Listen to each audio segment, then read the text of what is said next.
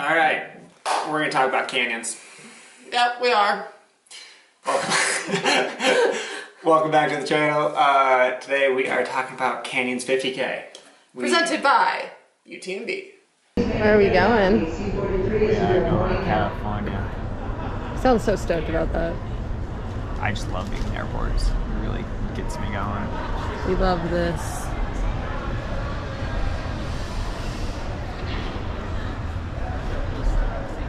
Yep, I do. So,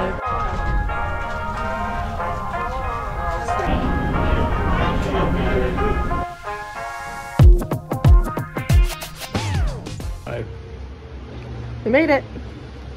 Wish we did. Got some Whole Foods. How would you rate it?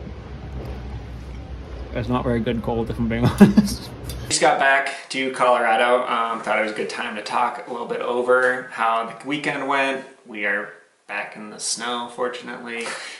So we are not really ready for this anymore. All these trips to warm climates are really ruining our cold adaptation. So Canyons in Auburn, California, for those of you that don't know, which was touted or is touted as the endurance capital of the world. Apparently they said it on the live stream at least 38 times. I feel that's pretty lofty. Yeah, okay, like, so... I feel like on that weekend and on Western States weekend, but I wouldn't say like demographically, that's like the endurance capital.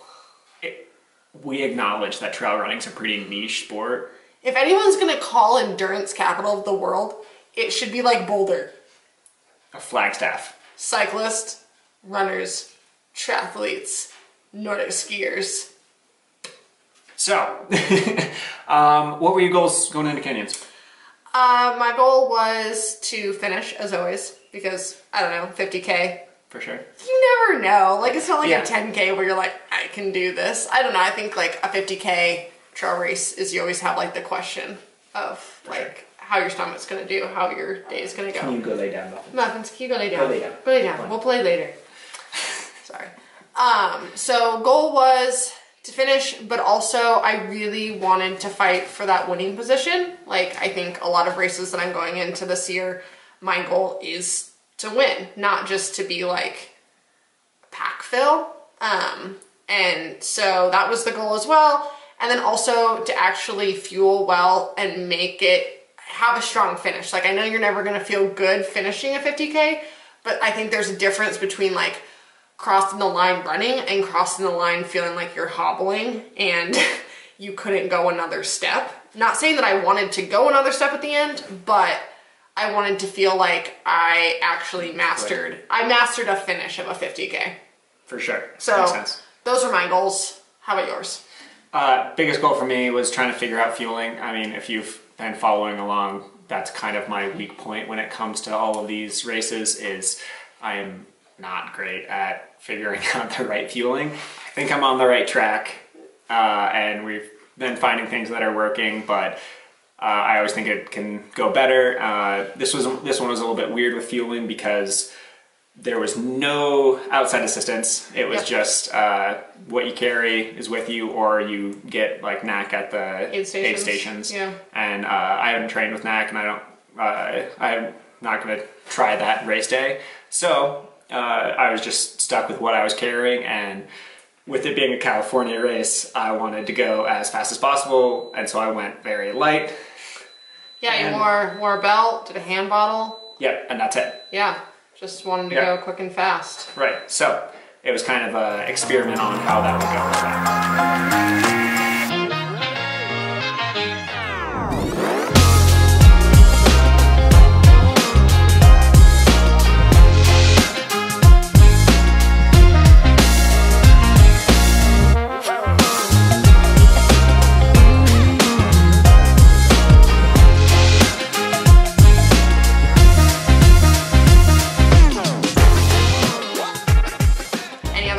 Or I mean, obviously win. Yeah. I wanted Let's to go. win. Yeah.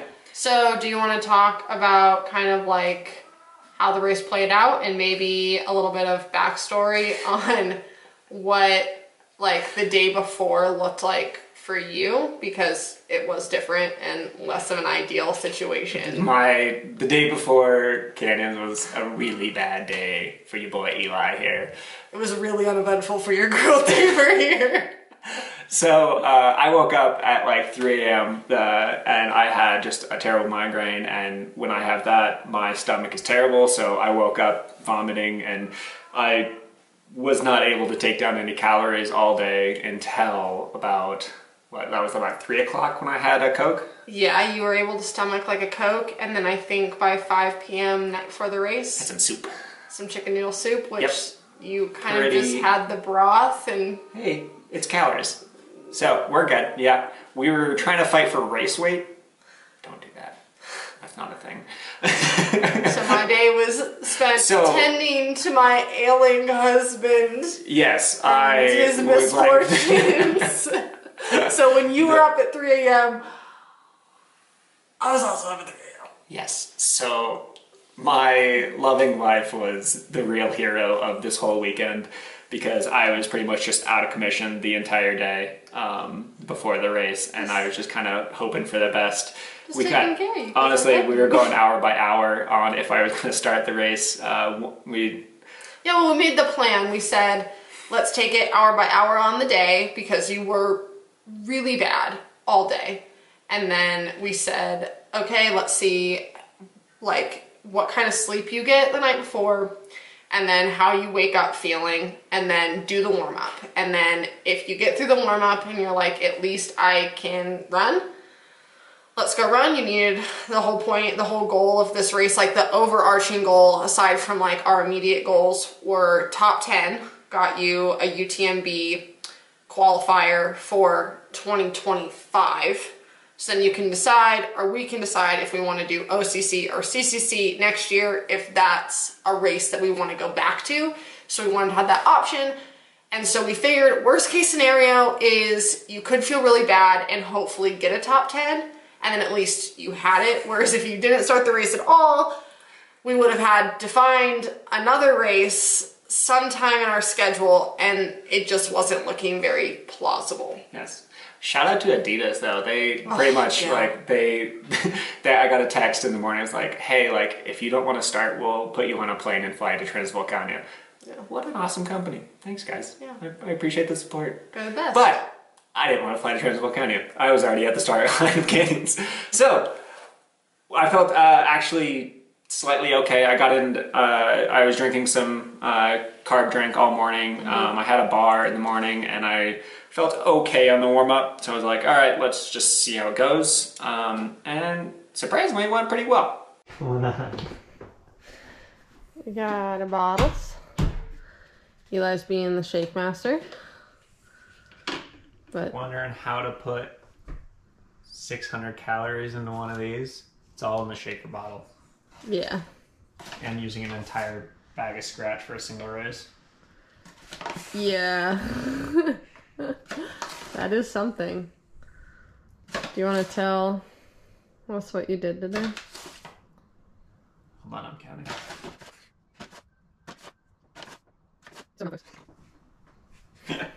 It's a little bit.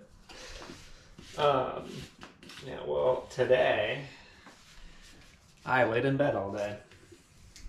And not for reasons I wanted to. Not like I'm being lazy as fuck and I laid in bed all day.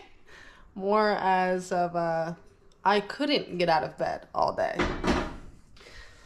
Yeah, I woke up at like 3 in the morning with a migraine and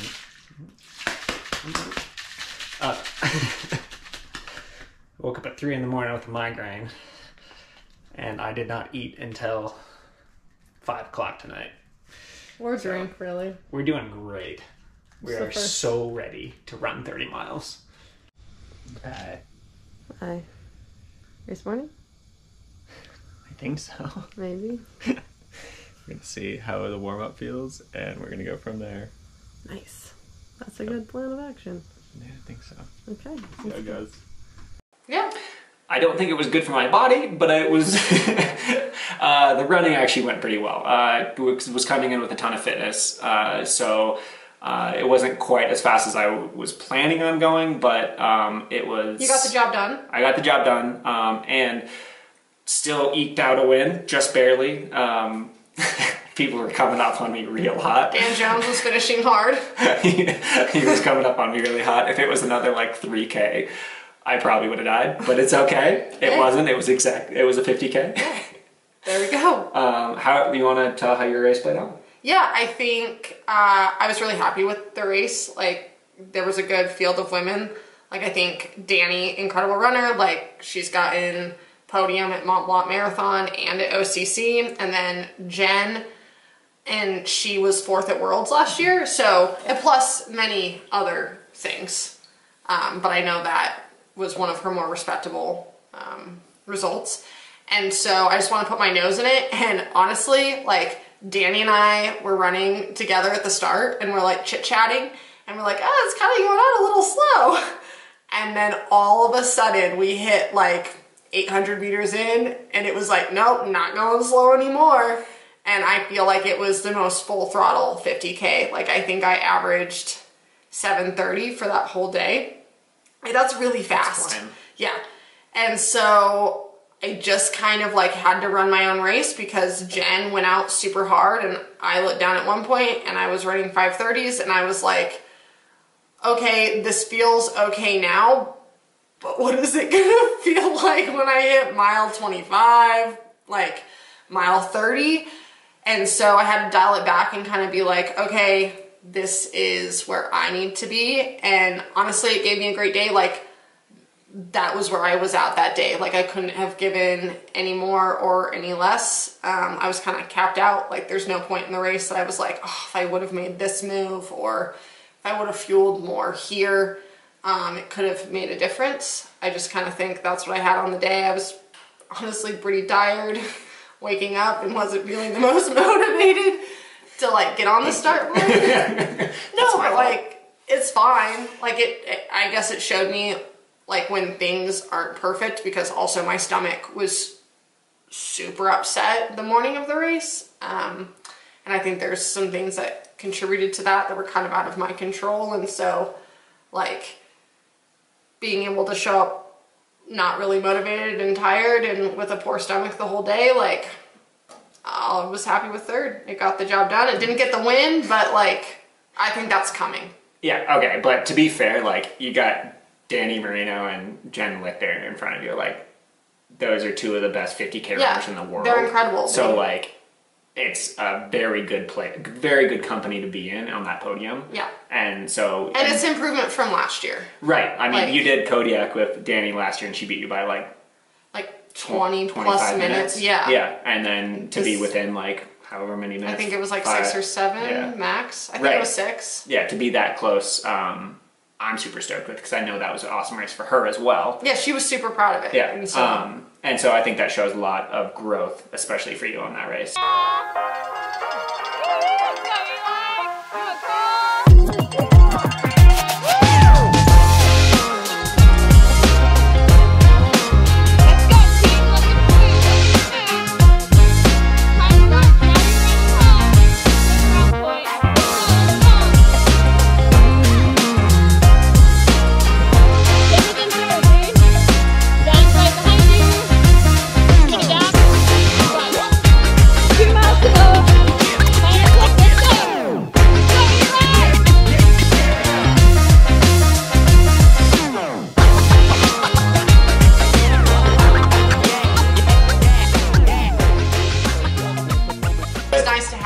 teammates there too.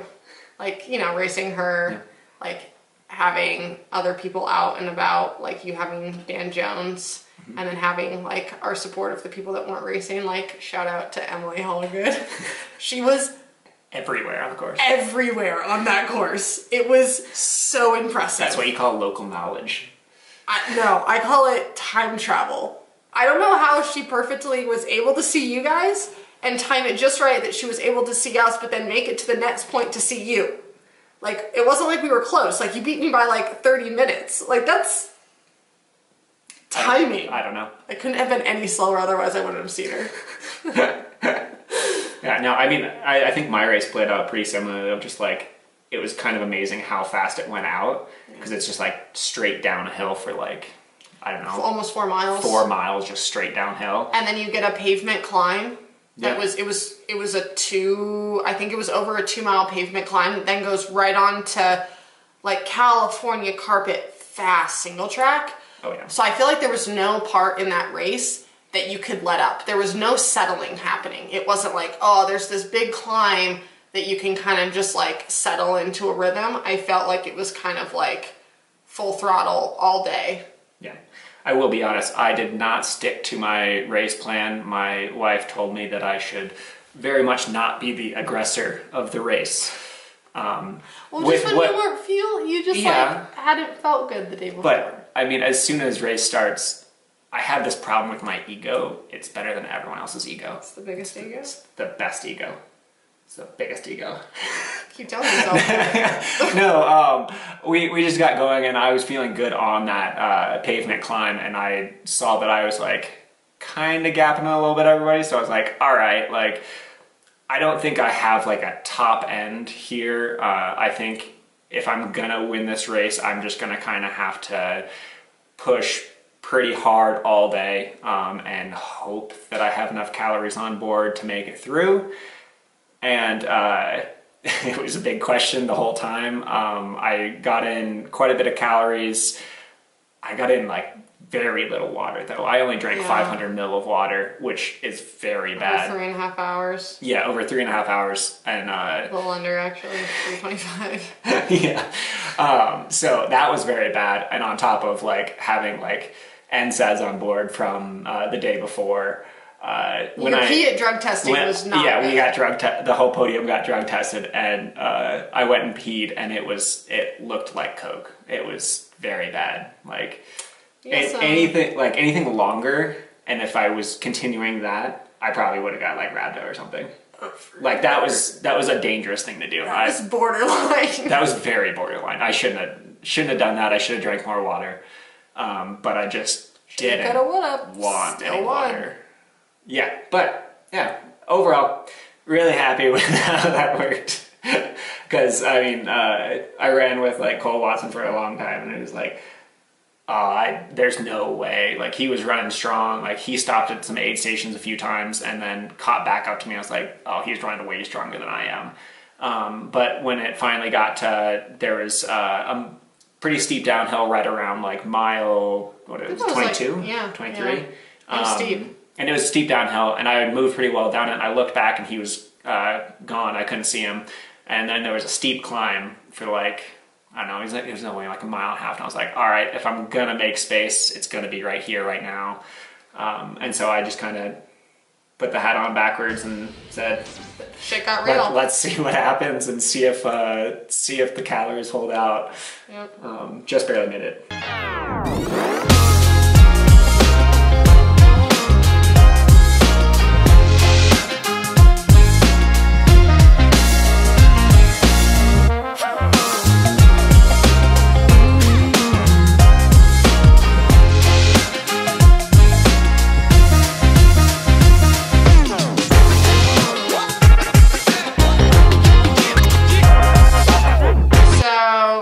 Race looking forward.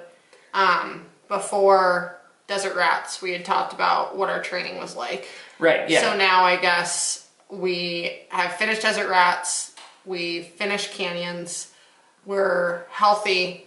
So now what does it look like? Yeah, so we had that kind of like, I mean, it's kind of a little bit of forced marathon training because we don't have access to hills because it's still snowing. And so leading up, our next big race is Broken Arrow. So now we have the speed in the legs. Now we're going to kind of transform a little bit, and we are going to start focusing a little bit more on hills, look at the legs ready, actually running on trails again, learning how to run around rocks. Doing some faster climbing. Yes. Like some steep, faster, getting comfortable again, running fast up some very steep terrain. Yes. So I think this month is driving a lot to Boulder. A lot. Yeah. I think it's like an every weekend Boulder kind of month. Which isn't the worst thing, except for on the environment because we're driving so much. But it's going to be good for our running. Don't acknowledge it and it's not a problem. Yeah, it's still a problem.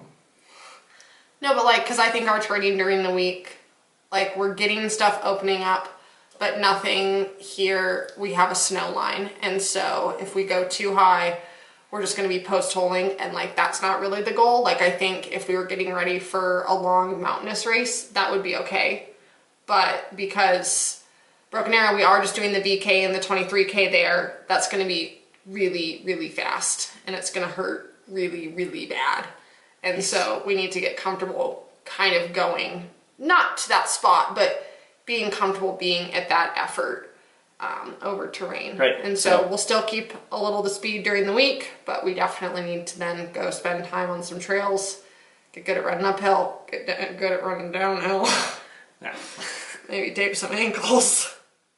TBD. Yeah, no. Maybe practice some glissading. I guess we don't know what Palisades is going to be again this year. We looked at the very snowy webcam. right We looked now. at the webcam last night at dinner to see what the base looked like, and let me tell you, There's a lot of snow it still. looked like it was winter. Although last year was the most fun race I've ever had, so Yeah, that was by far bucket list. So yeah, that's kind of like the roadmap. This month we're staying home, not traveling other than like the quick trips down to Boulder, but staying very local and just doing, yeah, ranch life and kind of hermiting, being the hermits that we are. But thanks for tuning in. That's Canyons. Hope you enjoyed it. Don't go try and watch the live stream because you won't see much on it. But see the first 5 minutes and the last 2 minutes. yeah, but thanks for watching, and if you liked it, give us a thumbs up.